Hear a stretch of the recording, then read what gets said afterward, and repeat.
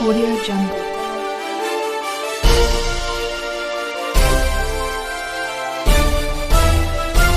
Audio Jungle. Bundelkhand में पलायन यूं तो एक आम बात है। झांसी के सकरार थाना क्षेत्र अंतर्गत गांव के रहने वाले 70 से 80 मजदूर रोजी रोटी की तलाश में बुंदेलखंड से पलायन करके यहां से वो महाराष्ट्र पहुंचते हैं। एक धोखेबाज दलाल उनको यहां से काम दिलाने की लालच देकर महाराष्ट्र ले जाता है, जहां महाराष्ट्र के बाद वो उन सबको एक बंद गाड़ी में कैद करके कर्नाटक पहुंचता है।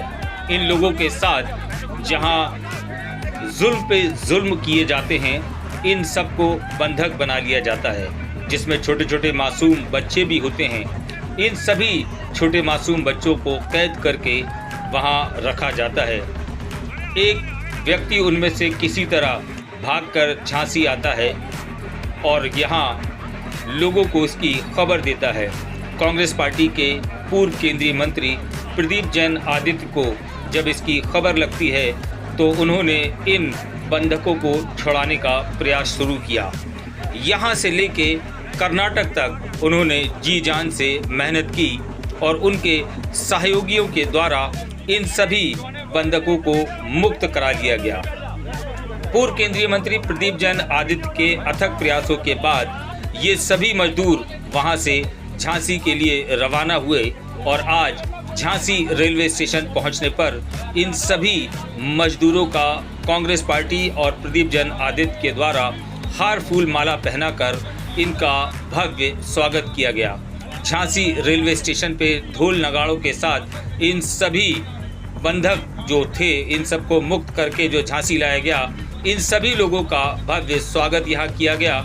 और प्रदीप जैन आदित्य ने कहा कि अब बुंदेलखंड की धरती से पलायन नहीं होने दिया जाएगा। हमको सकरार से ले गया था प्रदीप, वो क्या नाम उसका, ठेकेदार ले गया था, महाराष्ट्र का था वो उसने बोला था हमको कि हम इंदौर ले जाएंगे, 400-500 रुपए दिन देंगे आपको दहाड़ी। वहाँ से लेके महाराष्ट्र में हमको उसने धोखे से काम करवाता रहा और पैसे आप रखता रहा और हमसे बोलता रहा पैसे इकट्ठे मिलेंगे आपको। हमने सोचा कि चलो मिलेंगे, धीरे धीरे काम करते रहे। वहाँ से हमको छूट नहीं मिला है। हमने बोलता रहा और मारने की धमकी देता रहा, अगर तुम कहीं जाओगे तो मारेंगे हम लोग। हम लोग सब जैसे लेबर वाले हैं तो वो परेशान तो होंगे ही होंगे, खर्चे पाने के लिए परेशान हुए हम लोग। फिर कही के चलो अभी काम करोगे, तैयारी करो और आपको चलना है दूसरी साइड पे काम के लिए। हमने सोचा कहीं अच्छी जगह, बोले इंदौर साइड चलना है, तो हमने वहाँ से हम लोग तो निकल लेंगे।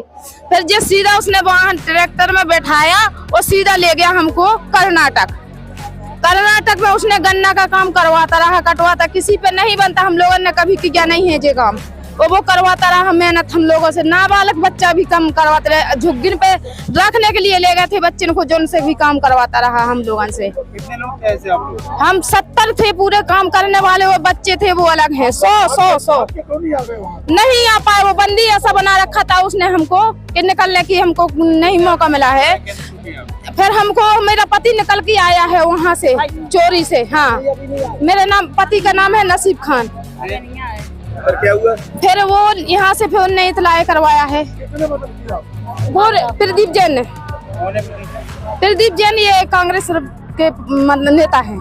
उन्होंने हम लोगन की व्यवस्था है कि हर जगह पे खाना पीना की, वहाँ से फिर पुलिस भेजा उन्होंने हमको। फिर वहाँ से पुलिस लेके आई थाने में भी उन्होंने पैसा भर दिया था, वो भी नहीं सुन रहे थे। फिर इनने फोन लगाया कि मेरे आदमी को परेशान कर दिया है, क्यों कर रहा है। फिर वहाँ से बोले कि चलो हम ट्रैक्टर से छोड़ के आएंगे। फिर पुलिस लेके आई ट्रैक्टर से हमको, वो भी आया साथ में। ट्रैक्टर से छोड़ के उसने कुछ नहीं दिया हमको, वो छोड़ के वो चला गया। फिर अब हम जिंदा इनको प्रदीप जैन को धन्यवाद देंगे हम।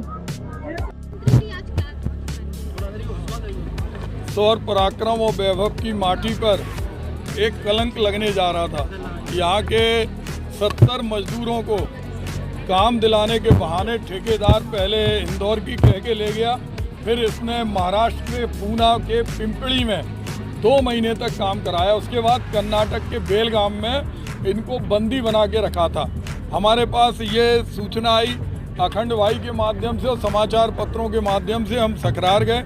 इनके परिजन बहुत रो रहे थे, ऐसा लग रहा था जैसे इनका सब कुछ लूट गया। मैंने इस माँ की सौगंध खाई, इस माटी की। मैंने कहा मैं इनको छुड़वाने में अपनी जान लगा दूंगा।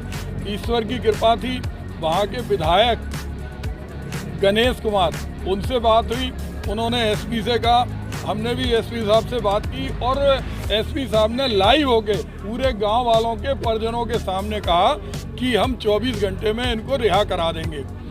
वो रिहा हुए, लेकिन इन लोगों में बहुत डर था, खौफ था, सामान नहीं उठाया इन्होंने। फिर अगले दिन उन्होंने सामान उठाया, वहाँ दरोगा अभिजीत थे।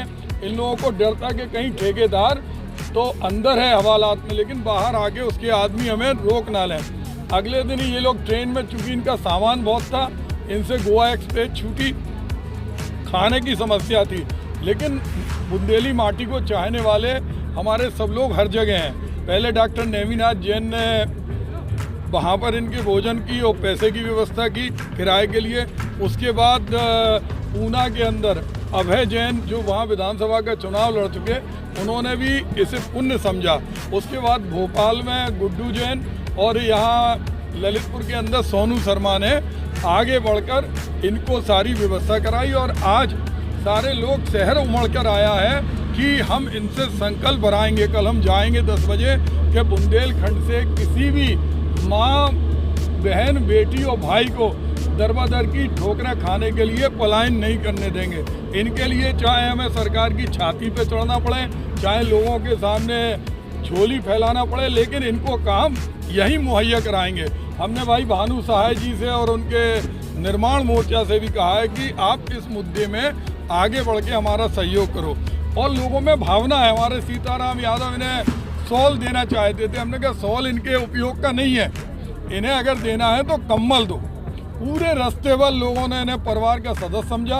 हम बलवान, इम्तियाज भाई, हमारे किलेदार जी, स्वतंत्रता संग्राम, हमारे आरिफ भाई, आसिफ भाई, 1 लाख सारे लोग, कल हम लोग 10 बजे सकरार जाएंगे और वहाँ भरत राय भी हैं, तो सारे लोग जाएंगे वहाँ, संकल्प पत्र भरवाएंगे कि हम अपनी माँ को छोड़ने कभी नहीं भूल करेंगे। और माँ को छोड़ के अगर रोटी की, हम तो एक सवाल मुख्यमंत्री जी से करना चाहते हैं, क्या वजह है कि बुंदेलखंड का मजदूर कल्याण के लिए मजबूर होता है? कोई काम नहीं दे रहे मुख्यमंत्री जी और प्रधानमंत्री जी, सिर्फ जुमलेबाजी कर रहे हैं। अगर इन्हें काम मिल रहा होता तो ये क्यों भगते, क्यों बंधक बंधे, क्यों मरने पे मजबूर होते? जवाब देना चाहिए इसमें मुख्यमंत्री जी को। कहाँ गई मनरेगा की स्कीम, कहाँ गया डिफेंस कॉरिडोर का 50,000 का काम? कोई काम नहीं है इनको। इनको दरबदर की एक एक पैसे के लिए मोहताज है, खाने के लिए नहीं है, पहनने के लिए नहीं है, सोने के लिए नहीं है। मुख्यमंत्री जी इस पे क्यों नहीं बोलते? स्थानीय पूरे जनप्रतिनिधियों की जिम्मेदारी है कि सरकार की छाती पे चढ़े, इनको काम दिलाएं। ये किसी से खैरात नहीं मांग रहे, भीख नहीं मांग रहे। ये बुंदेलखंड के स्वाभिमानी लोग हैं। ये काम के बदले में पैसा चाहते हैं, काम के बदले में अनाज चाहते हैं। ये खैरात के 5 किलो 2 किलो चावल रोटी नहीं चाहते। आज इसके लिए हम लोग अभियान चलाएंगे और जहां तक जाना पड़ेगा हम लोग इस लड़ाई को लड़ेंगे।